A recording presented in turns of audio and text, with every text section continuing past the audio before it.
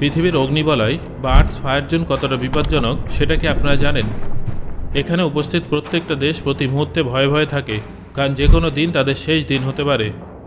আসলে এখানে কবে কখন আগ্নেয়গিরির অগ্নুৎপাত হবে কিংবা ভূমিকম্প হবে সেটা কেউ জানে না। হ্যাঁ বন্ধুরা, আপনারা ঠিকই ধরেছেন, আমি প্রশান্ত মহাসাগরে উপস্থিত রিং অফ ফায়ার বা প্রশান্ত মহাসাগরীয় আগ্নেয় মেঘলার কথাই বলছি, যেটা আর্থ ফায়ার জোন নামেও পরিচিত। এই নামটা শুনতে যতটা আকর্ষণীয়, এর বাস্তব ততটাই ভয়ানক। এই রিং অফ ফায়ার কীভাবে তৈরি হয়েছিল সেটা কি আপনারা জানেন? আপনাদের কি মনে হয়, এটা কি শুধুমাত্র একটা ভৌগোলিক স্ট্রাকচার, নাকি এর পেছনে আরও অন্য বড় কোনো রহস্য লুকিয়ে আছে? এখানে যেসব ঘটনাগুলো ঘটে তার পেছনে কি প্রকৃতির কোনো ইশারা আছে? কেন এলাকাটাকে পৃথিবীর সবথেকে বিপজ্জনক এলাকা বলে মনে করা হয়, এবং এই জায়গাটা কিভাবে আমাদের জীবনে প্রভাব ফেলে, এই সব কিছু জানার জন্য ভিডিওটা শেষ পর্যন্ত অবশ্যই দেখুন। তাহলে চলুন শুরু করা যাক। বন্ধুরা, রিং অফ ফায়ার হলো প্রশান্ত মহাসাগরের চারদিকে অবস্থিত একটা ভৌগোলিক এলাকা, যেখানে মাত্রা অতিরিক্ত ভূমিকম্প এবং মাঝে মাঝে আগ্নেয়গিরির অগ্নুৎপাত দেখা যায়, যার ফলে এলাকাটাকে পৃথিবীর সবথেকে ভয়ানক এলাকা হিসেবেও বিবেচনা করা হয়ে থাকে। এই এলাকাটা একটা অর্ধচন্দ্রাকার অংশে ছড়িয়ে আছে।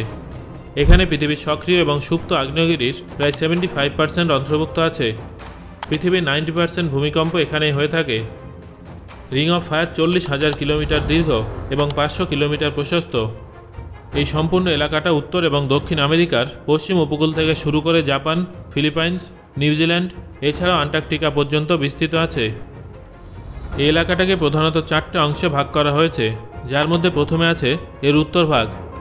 এই উত্তর ভাগের সম্পূর্ণ এলাকা জুড়ে আছে আলাস্কা এবং কামচটকা পেনিনসুলা। এখানে মাউন্ট সেন্ট হেলেন্স এবং মাউন্ট ফুজির মতো আগ্নেয়গিরি আছে, যা এলাকাটাকে আরও ভয়াবহ করে তুলেছে। এরপরে আছে রিং অফ ফায়ারের পূর্ব দিক। এই পূর্ব এলাকা উত্তর এবং দক্ষিণ আমেরিকার পশ্চিমের এলাকাগুলোকে কভার করে। এই এলাকাতে আপনার আন্দিজ পর্বত, কাস্কেড পর্বতের দেখা পাবেন, যা এই এলাকাটাকে বিশেষ করে তুলেছে। বন্ধুরা, এর দক্ষিণে আছে নিউজিল্যান্ড এবং প্রশান্ত মহাসাগরের দক্ষিণ দিকের এলাকা। এর শেষ অংশ হলো পশ্চিম এলাকা, যেটা জাপান, ফিলিপাইন্স, ইন্দোনেশিয়া ইত্যাদি দেশগুলোকে কভার করেছে। এই কারণেই জাপানে এত বেশি ভূমিকম্প এবং সুনামি দেখা যায়। তবে অদ্ভুত ব্যাপার হলো, এত বিপদ এবং ঝুঁকি থাকা সত্ত্বেও জাপান আজ পর্যন্ত শক্তিশালীভাবে পৃথিবীতে নিজের অবস্থান টিকিয়ে রাখতে অবিচল আছে। বন্ধুরা, রিং অফ ফায়ারের ভৌগোলিক অবস্থান সম্পর্কে আপনারা তো জানলেন। এবার আপনাদের সেই সব কারণের কথা বলবো যার জন্য রিং অফ ফায়ার সবসময় চর্চায় থাকে এবং এই জায়গাটা একটা রহস্যময় স্থানে পরিণত হয়েছে। এই কারণগুলোর মধ্যে সবার প্রথম কারণটা হলো তীব্র গতিতে হওয়া ভূমিকম্প। এটা তো আপনারা জানেন যে রিং অফ ফায়ার পৃথিবীর সবথেকে শক্তিশালী ভূমিকম্পের কেন্দ্র। 1960 সালে চিলিতে হওয়া ভূমিকম্পই হোক কিংবা 2011 সালে জাপানে হওয়া টোকু ভূমিকম্প, এগুলো ছিল পৃথিবীর সবথেকে শক্তিশালী ভূমিকম্প। চিলিতে হওয়া ভূমিকম্পের তীব্রতা ছিল রিক্টার স্কেলে 9.5, আর জাপানে হওয়া ভূমিকম্পের তীব্রতা রিক্টার স্কেলে ছিল 9.1। এই ভূমিকম্পের কারণে উভয় দেশ ধ্বংসের প্রান্তে পৌঁছে গিয়েছিল। শুধুমাত্র ভূমিকম্পই যে এলাকাগুলোকে বিপজ্জনক করে তুলেছে তা কিন্তু নয়। এর পেছনে উপস্থিত দ্বিতীয় কারণটা হলো আগ্নেয়গিরির অগ্নুৎপাত। পৃথিবীর 1500 সক্রিয় আগ্নেয়গিরির মধ্যে প্রায় 450টার থেকেও বেশি আগ্নেয়গিরি রিং অফ ফায়ারে অবস্থিত। সেটা জাপানের মাউন্ট ফুজি হোক কিংবা আমেরিকার মাউন্ট সেন্ট হেলেন্স অথবা ইন্দোনেশিয়ার কাকাতোয়া আগ্নেয়গিরি, এই সমস্ত আগ্নেয়গিরি রিং অফ ফায়ারে আছে। বন্ধুরা, এই প্রসঙ্গে আপনাদের জানিয়ে রাখি যে এই জায়গাটা যতই ভয়ানক হোক না কেন, এই রিং অফ ফায়ারের কারণে বিজ্ঞানীরা কিন্তু অনেক গুরুত্বপূর্ণ তথ্য জানতে পারেন, যেগুলোই পৃথিবীকে বোঝার জন্য অত্যন্ত গুরুত্বপূর্ণ। রিং অফ ফায়ারের রিসার্চের মাধ্যমে পৃথিবীর গঠন এবং টেকটনিক প্লেটের সম্পর্কে অনেক গুরুত্বপূর্ণ তথ্য জানা যায়। এবার আপনাদের রিং অফ ফায়ারের কারণে হওয়া ঘটনাগুলো সম্পর্কে জানাবো। 2004 সালে ইন্দোনেশিয়ায় যখন ভূমিকম্প এবং সুনামি হয়েছিল, তখন রাতারাতি প্রায় 2.5 লক্ষ মানুষের মৃত্যু হয়েছিল। এটা এমন একটা প্রাকৃতিক বিপর্যয় ছিল যা কয়েক লক্ষ মানুষকে ঘরছাড়া করেছিল, আর এই সব কিছুর জন্য দায়ী ছিল রিং অফ ফায়ার। এই এলাকায় সবসময় ভূমিকম্প এবং সুনামির আশঙ্কা লেগে থাকে। রিং অফ ফায়ারের মধ্যে যে সমস্ত দেশ আছে, সেখানকার বাসিন্দারা সর্বদা ভৌগোলিক বিপর্যয়ের কারণে দুশ্চিন্তায় থাকে।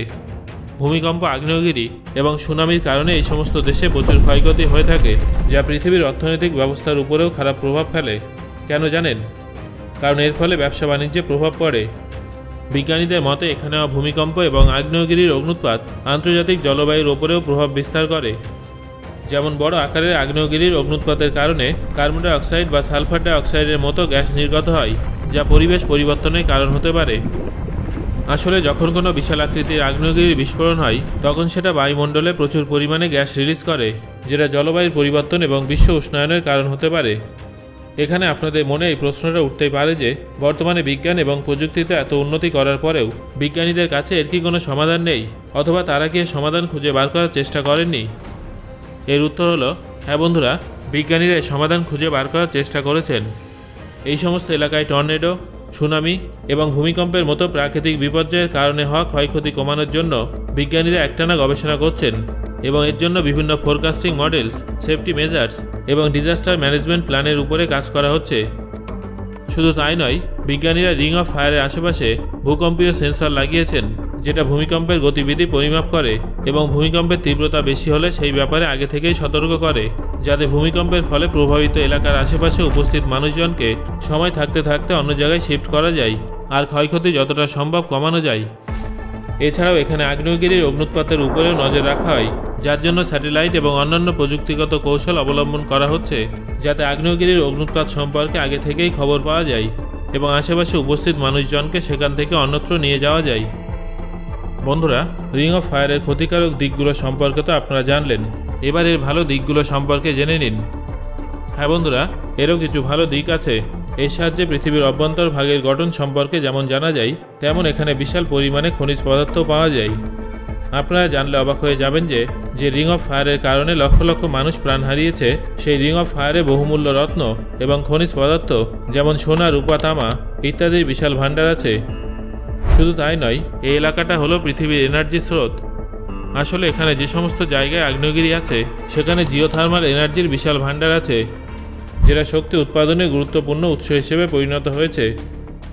এবার আপনাদের জানাবো যে রিং অফ ফায়ারের জন্ম হলো কিভাবে। টেকটনিক প্লেটের কারণে রিং অফ ফায়ারের জন্ম হয়েছিল। এটা হলো সেই প্লেট যা পৃথিবীর নিচে উপস্থিত আছে।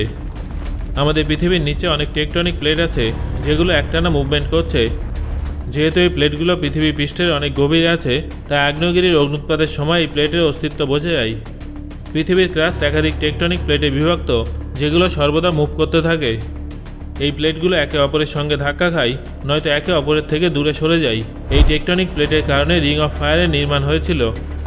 আসলে রিং অফ ফায়ারের ভিতরে বেশিরভাগ স্থানে মহাদেশীয় প্লেটের নিচে মহাসাগরীয় প্লেট ঢুকে যাচ্ছে, যাকে সাবডাকশন জোন বলা হয়। যখন মহাসাগরীয় প্লেট মহাদেশীয় প্লেটের নিচে চলে যায়, তখন সেটা উত্তাপ এবং প্রেসারের কারণে গলে যায়, যার ফলে ম্যাগমা বা লাভা সৃষ্টি হয়। এই লাভা ভূপৃষ্ঠের ফাটল দিয়ে বাইরে এসে আগ্নেয়গিরি সৃষ্টি করে। এই কারণেই রিং অফ ফায়ারে এত পরিমাণে আগ্নেয়গিরি আছে। বন্ধুরা, এবার জেনে নেব যে এখানে এত ভূমিকম্প কেন হয়। আসলে সাবডাকশন জোনে প্লেটের মধ্যে সংঘর্ষের কারণে শক্তিশালী ফ্রিকশন এবং প্রেসারের উৎপন্ন হয়। এই ফ্রিকশন প্লেটের মধ্যে একটানা প্রেসার বাড়িয়ে তোলে, যা ধীরে ধীরে ভূমিকম্প এবং সুনামির কারণ হয়ে ওঠে।